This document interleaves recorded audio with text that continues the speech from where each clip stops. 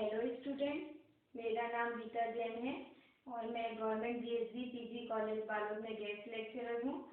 आज मैंने fourth same वालों के लिए एक लेक्चर तैयार किया है जिसमें मेरा टॉपिक है इंटरनेशनल मार्केटिंग, अंतर्राष्ट्रीय विपणन।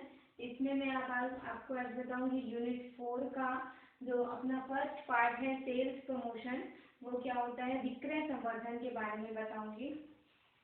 देखिए, सबसे पहले अपन ये जान लेते हैं कि जो संवर्धन है वो क्या होता है, क्योंकि जो संवर्धन की भूमिका है, चाहे वो घरेलू व्यापार हो चाहे वो अंतर्राष्ट्रीय व्यापार हो, दोनों में ही कोई भी उत्पाद है उसके विषय में जो है, जैसे बैंकिंग सेवा है, मतलब प्रोडक्ट कितना भी अच्छा क्यों ना हो, उसके मतलब उच्च स्तर का ही क्यों ना हो, उसको बेचना जब तक कि संभव नहीं हो जाता, जब तक कि उसका क्या ना हो जाए, प्रमोशन काम न किया जाए। तो सबसे पहले अपन जानते हैं कि जो ये विक्रय संवर्धन जो है वो क्या होता है।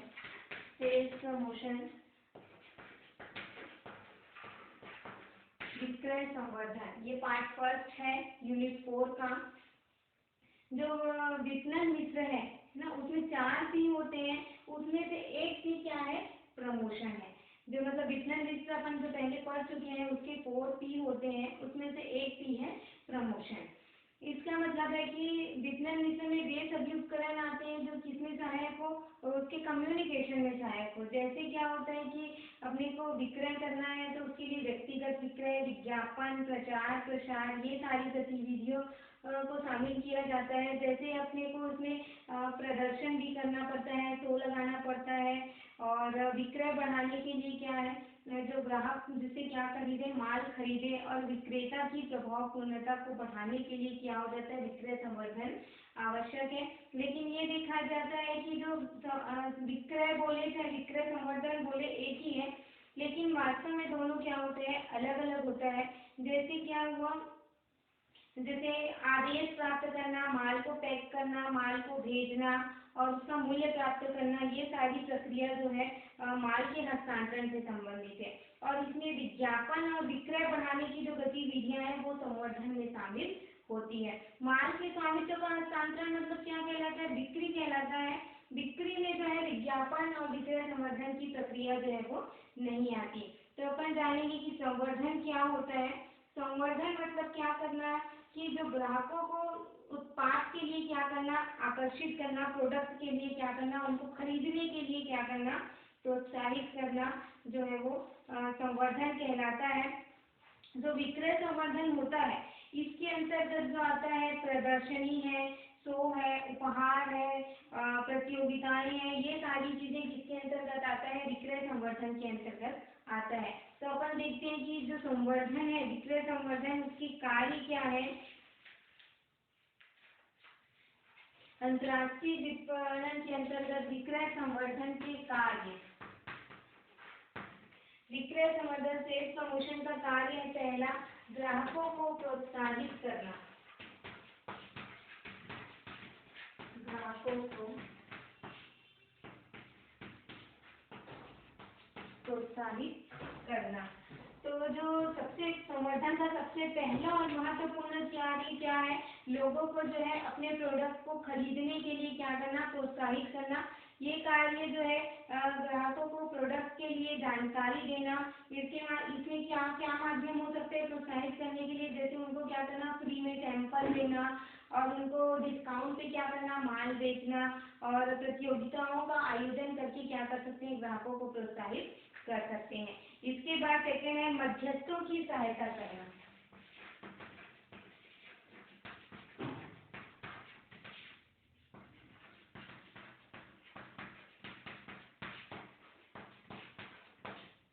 जो विक्रय संवर्धन है उसका कार्य है कि जनता के बीच में जो है प्रोडक्ट को क्या करना, लोकप्रिय बनाना, और उसके लिए मांग को क्या करना, बढ़ाना, ताकि जो संवर्धन के द्वारा जो मध्यस्थ है वो भी माल क्या कर सके, आसानी से बेच सके। अब मध्यस्थ में कौन कौन आएंगे, जैसे होलसेलर है, रिटेल सेलर है, ये सारे जो है मध्यस्थ है। इसके अंतर्गत जो है डिपार्टमेंटल स्टोर है वो भी इसी के अंतर्गत आता है, और जो बहु व्यापार है वो भी इसी के अंतर्गत आता है। तो इससे क्या करना, इनको किसका लाभ मिलता है, विज्ञापन का इनको लाभ मिलता है। जैसे क्या होता है, जो बहुत सारी दुकान है वो बहुत कम मूल्य पर क्या करती है, जैसे अभी जो गर्मी का सीजन है तो उसमें जो है फ्रिज की सुविधा मिलती है, जैसे बहुत सारे ग्राहकों को, बहुत सारे मध्यस्थों को क्या करती है, वो रेफ्रिजरेटर क्या देती है, मुफ्त में देती है, जिससे मध्यस्थों की क्या हो जाती है, सहायता हो जाती है। ये भी विक्रय संवर्धन का क्या है, कार्य है। इसके बाद नेक्स्ट पॉइंट है विक्रय संवर्धन के कार्य में विज्ञापन में सहायता।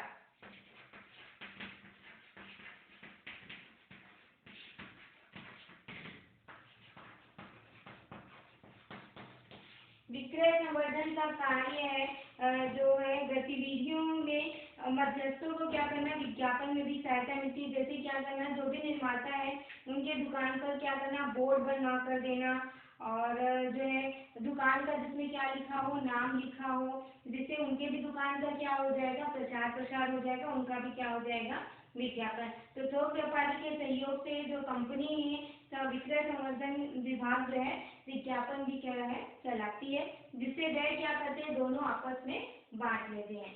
इसके बाद नेक्स्ट है विक्रय कर्मियों की सहायता। सेल्समैन की भी क्या होती है इसमें, सहायता।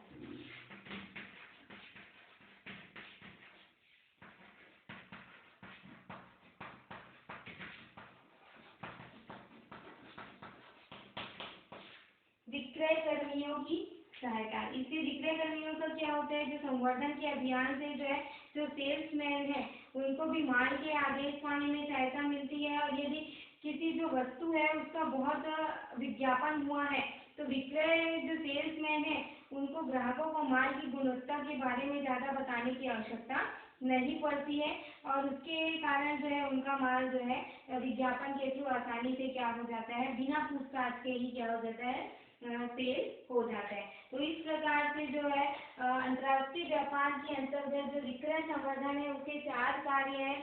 ग्राहकों को प्रोत्साहित करना, इससे मध्यस्थों को भी सहायता मिलती है, विज्ञापन में सहायता और विक्रय कर्मियों की सहायता। तो ये चारों प्रकार से क्या होता है, विक्रय संवर्धन का कार्य होता है। इसके बाद देखते हैं कि संवर्धन का उद्देश्य क्या है।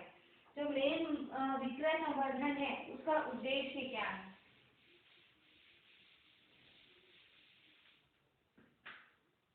विक्रय संवर्धन के उद्देश्य,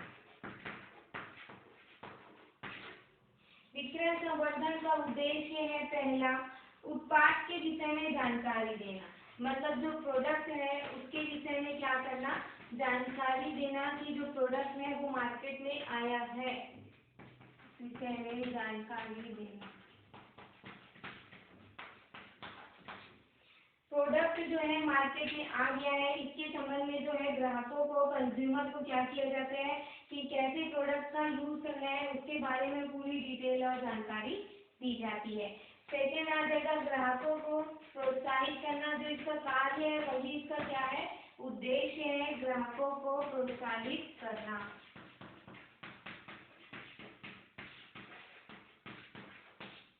पॉइंट नोट करते जाएंगे। जो संवर्धन जो कार्य किया जा रहा है उससे जो है ग्राहकों को क्या है, प्रोडक्ट को खरीदने के लिए क्या किया जाता है, प्रमोट किया जाता है। ऐसे अनेक प्रकार के जो है प्रलोभन देकर जो प्रोडक्ट के विषय में उनको बार बार क्या करते हैं, याद दिलाते हैं, रिमाइंड कराते रहते हैं कि हाँ प्रोडक्ट क्या हुआ है, मार्केट में आया है। इसके बाद है वितरण प्रणालियों से संपर्क, जो डिस्ट्रीब्यूशन है, वितरण प्रणालियों से संपर्क।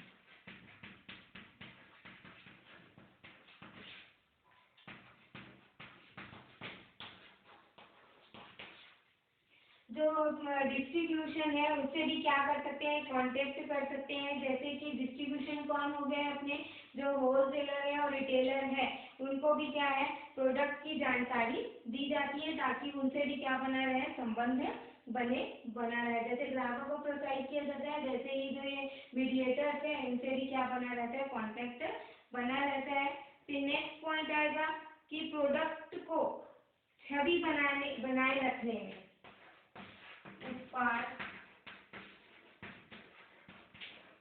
उत्पाद व निर्माता की छवि बने रहना, उत्पाद व निर्माता की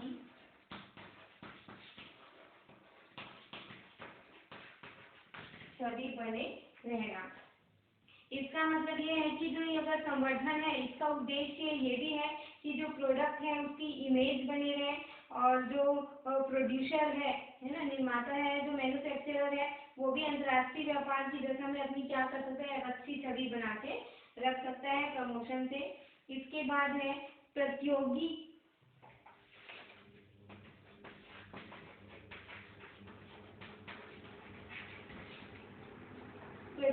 की विक्रय संवर्धन, प्रतियोगी की विक्रय संवर्धन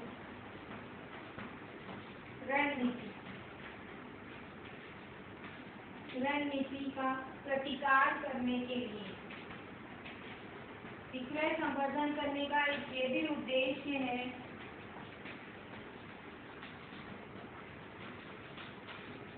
विक्रय संवर्धन का ये उद्देश्य है कि जो प्रतियोगी है, जो कॉम्पिटिटर है, उनकी स्ट्रेटेजी क्या है, उसका भी मुकाबला करने के लिए क्या है, विक्रय संवर्धन करना क्या है, जरूरी है, ताकि मार्केट में उनका भी क्या है, शेयर बना रहे। इसको भी बनाए रखने के लिए भी क्या है, विक्रय संवर्धन के अंतर्गत विक्रय संवर्धन करना क्या है, जरूरी है। इसके बाद है जो इनका कार्य है, जो सेल्समैन है, विक्रय कर्मियों के कार्य को सुगम बनाना जो सेल्समैन है उनके भी कार्य को क्या करना, आसान करने के लिए भी जो है विक्रय संवर्धन किया जाता है, ताकि जो है ग्राहक है और व्यापारी है ना, दोनों माल को क्या कर सके, आसानी से उसको क्या कर सके, स्वीकार कर सके। इसके बाद नेक्स्ट है, इसका उद्देश्य है विज्ञापन और व्यक्तिगत विक्रय, जिसको पर्सनल सेलिंग बोलते हैं,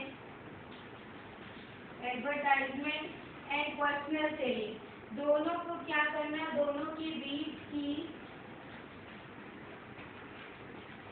खाई को काटना। इसका मतलब ये है जो एडवर्टाइजमेंट और पर्सनल सेलिंग है, दोनों के बीच ही क्या करते हैं, ब्रिज का काम करता है। जैसे क्या हो गया, जो ग्राहक है, जो कंज्यूमर है ना, उनसे क्या करना है, अपने को कांटेक्ट बनाना है, व्यक्तिगत संपर्क बनाना है, तो आसानी से क्या संभव नहीं हो पाता। तो विज्ञापन ही एक ऐसा माध्यम है जो उनको क्या करता है, ग्राहकों को खींच करके दुकान में लाता है, और दुकान का जो सेल्समैन है उसको माल खरीदने के लिए क्या करता है, उनको तैयार करता है। तो जो संवर्धन प्रक्रिया है ये दोनों के बीच का क्या है, ये काम करता है। वो जो है विज्ञापन के साथ साथ व्यक्तिगत विक्रय का भी क्या करता है, काम करता है, दोनों के बीच एक सेतु बनता है, एक ब्रिज का निर्माण जो है वो विक्रय संवर्धन करता है। इसके बाद है विक्रय में ऋतुकालीन कमी को दूर करना, विक्रय में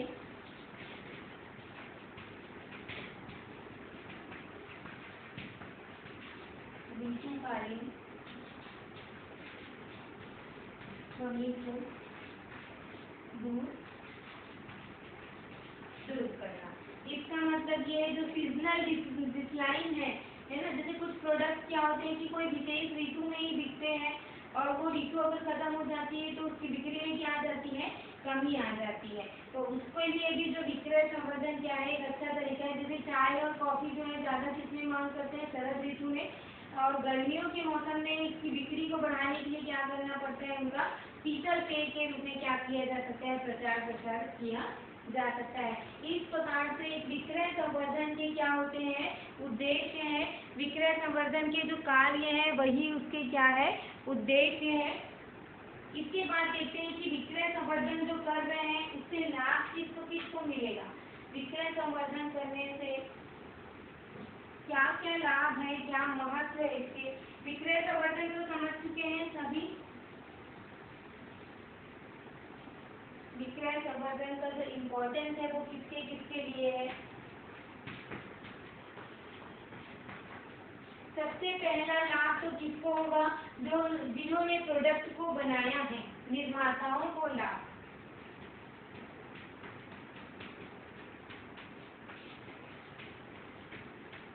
देखिए आज का जो युग है इसमें प्रतिस्पर्धा का युग है, तो इसमें ये ज़्यादा महत्वपूर्ण नहीं है, बल्कि ये भी जरूरी हो गया है कि उसको जोरदार तरीके से क्या किया जाए, प्रमोशन किया जाए।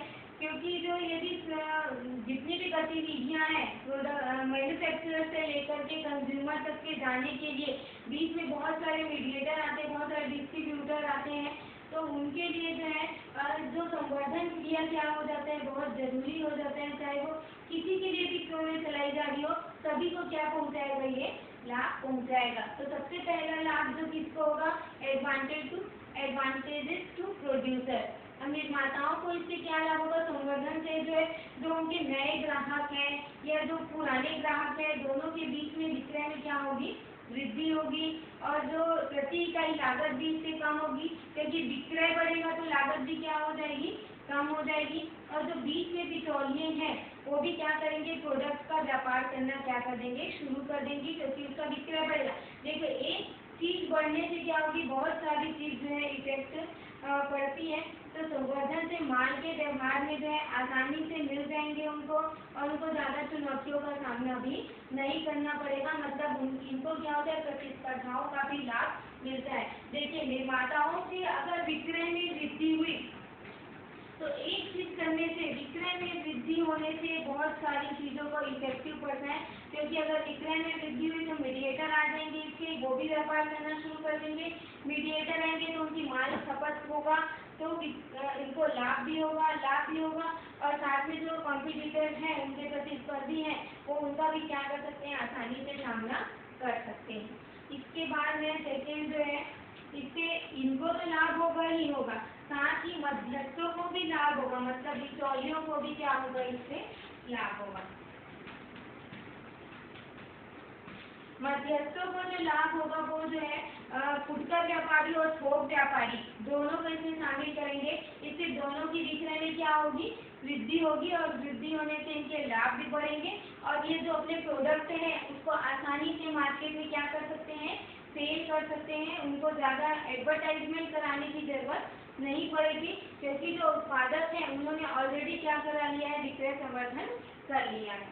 इसके बाद जो है लाभ होगा उपभोक्ताओं को। अब जब इन लोग को लाभ हो रहा है तो उपभोक्ताओं को भी क्या होगा, लाभ होगा ही होगा। अब उपभोक्ताओं को लाभ किस प्रकार से हो सकता है, तो उपभोक्ताओं को जो लाभ होगा वो होगा कि जो उनको नए नए जो प्रोडक्ट मार्केट में आएंगे उनके बारे में पता चलेगा, और जो उनकी आवश्यकता है उसकी पूर्ति होगी, और जो प्रोडक्ट आया है उसको यूज कैसे करना है उसके बारे में भी इनको क्या होगा, पता चलेगा। अब जब इनको पता चलेगा, ये परचेज खरीदेंगे, मतलब इनका क्या होगा, विक्रय में वृद्धि होगी।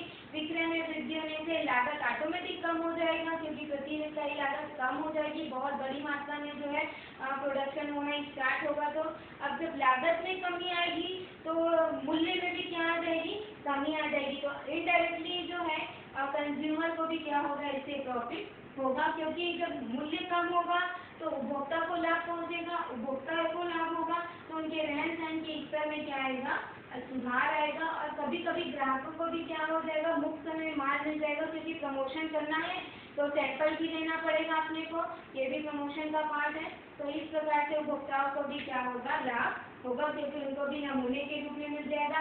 कभी मान लो प्रमोटर जो है वो कंपटीशन करा रहे हैं, कंपटीशन कराने से इनको क्या होगा, इनाम भी मिलेगा। इस तरीके से उपभोक्ताओं को भी क्या होगा, इससे फायदा मिलेगा। तो जो प्रोडक्ट है इसको कराने से, संवर्धन से तीनों को क्या होगा, इससे लाभ होगा। प्रोड्यूसर को भी, मैन्युफैक्चरर को भी, और जो मीडिएटर्स हैं उनको भी, और कंज्यूमर है, इन तीनों को ही क्या होगा, इससे लाभ होगा। अब देखिए जहाँ संवर्धन के मैंने इतने सारे लाभ बताए हैं, तो दोष तो नहीं होगा, परंतु थोड़ा बहुत दोष जैसे क्या हो सकता है, जो छोटे उद्योग है, छोटे उत्पादन करने वाले हैं, उनके लिए ये एक प्रकार से दोष ही मान सकते हैं, क्योंकि इससे क्या होगा, उनके व्ययों में क्या होगी, वृद्धि होगी। उनके लिए ये करना पॉसिबल नहीं होगा, क्योंकि इसको करने में बहुत बड़ी मात्रा में लागत जो है उनको खर्च करनी पड़ेगी। लेकिन जो बड़े उद्योग या बड़े फर्म है उनके लिए ये कोई बड़ी बात नहीं है, वो आसानी से क्या कर सकती है, सेल्स प्रमोशन करवा सकती है। तो देखिए अंतर्राष्ट्रीय व्यापार में भी क्या है, सेल्स प्रमोशन का बहुत महत्व है। जैसे घरेलू व्यापार में होता है इंटरनेशनल मार्केटिंग के अंतर्गत भी सेल्स प्रमोशन का बहुत अधिक क्या है, महत्व है। अब देखिए दोनों में तो अंतर है, क्योंकि जो घरेलू व्यापार होता है, जो डोमेस्टिक मार्केटिंग होता है, उसकी परिस्थिति और वातावरण क्या होगा, अलग होगा। और जो इंटरनेशनल मार्केट है, वहाँ पे उनका वातावरण क्या होगा, अलग होगा। क्योंकि जो अलग अलग देश है, वहाँ के अलग अलग देशों के जो रीति रिवाज है, संस्कृति है, रहन सहन, पहनावा और खाना पीना, ये सारी चीजें क्या होती है, अलग अलग देशों की अलग अलग होती है। तो इसलिए अलग अलग जो है मतलब देशों के लिए जो रणनीति बनानी पड़ेगी, जो स्ट्रेटेजी तैयार करना पड़ेगा, किसके लिए, सेल्स प्रमोशन के लिए, वो क्या होगा, अलग होगा। अगर अपन बात करें कि भारत का जो रीति रिवाज है, संस्कृति, वो अलग है, अमेरिका की रीति रिवाज संस्कृति अलग है। तो इस प्रकार से घरेलू व्यापार में अगर विक्रय संवर्धन कराना है तो उसकी स्ट्रेटेजी अलग बनेगी। और जो अगर इंटरनेशनल मार्केटिंग में जो है अपने को स्ट्रेटेजी तैयार करना है सेल्स प्रमोशन के लिए, तो उसकी स्ट्रेटेजी क्या होगी, अलग बनेगी। तो दोनों के ही मार्केट में क्या है, डिफरेंस है। क्योंकि जो ग्राहक होते हैं उनकी रुचि वगैरह में भी क्या होता है, अंतर होता है। तो इन सभी कारणों से जो घरेलू व्यापार है, अंतर्राष्ट्रीय व्यापार है, दोनों क्या होते हैं, अलग अलग होते हैं। तो इस प्रकार से जो विक्रय संवर्धन की प्रक्रिया है वो अपन जान चुके हैं कि कैसा होता है। तो उसके बाद में नेक्स्ट अपने क्लास में बताऊंगी आप लोगों को कि जो विक्रय संवर्धन है कौन कौन से मेथड से विक्रय संवर्धन करते हैं। तो आज की क्लास में मैंने आपको बताया कि जो विक्रय संवर्धन होता है वो क्या होता है, मतलब कि सेल्स प्रमोशन क्या होता है, उसमें क्या क्या विशेषताएं होनी चाहिए, उसकी क्या कार्य है, क्या उद्देश्य है और उससे क्या क्या लाभ होता है। अब मैं आपको नेक्स्ट क्लास में बताऊंगी कि जो इसके मेथड कौन कौन से हैं, जो विक्रय संवर्धन करते हैं वो किस तरीके से विक्रय संवर्धन किया जाता है, कौन कौन से मेथड है उसको। तो आई होप आपको ये जो क्लास है वो समझ में आया होगा। अगर कोई भी दिक्कत जाता है तो मुझे ज़रूर कमेंट करेंगे, मैं ताकि नेक्स्ट लेक्चर में वो मैं आपको क्लियर कर दूंगी। और ज़्यादा से ज़्यादा मेरे लेक्चर को लाइक करें और अपने दोस्तों के साथ शेयर करें। Thank you.